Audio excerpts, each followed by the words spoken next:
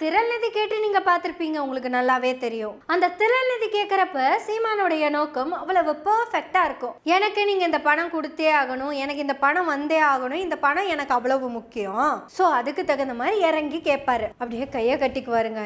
ஐயோ பால்வடிகிற முகங்க, நம்ம கவுண்டமணி சொல்ற மாதிரி தான்.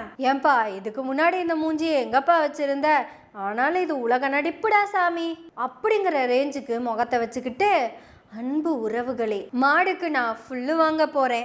ஏன்னா ஃபுல்லு மாட்டுக்கு ரொம்ப ரொம்ப முக்கியம். அந்த ஃபுல்லு வாங்கணும் அப்படின்னா காசு கொடுத்து தான் வாங்கணும். அதுவும் நம்ம ரெமி பக்கத்துல இருக்கிற மலை இருக்குல்லங்க, மார்டின் மலை, சாரி தேனி பக்கத்துல இருக்கிற மலை இருக்குல்லங்க, அதை சொல்றதுக்கு ரெமி மார்டின்னு சொல்லிட்டேன். தேனி ரெமி மேகமலை மார்டின், அந்த ஃபுல்லு தான் ரொம்ப ரொம்ப முக்கியங்க. அந்த ரெமி மார்டின் ஃபுல்லு வாங்கணும். உறவுகளே காசு கொடுங்க அப்படின்னு அவர் கேட்க மாட்டாரு. அவர் எப்படி கேட்பாருன்னு நீங்களே கேட்டுருங்க. என் அன்பு சொந்தங்கள், இயன்ற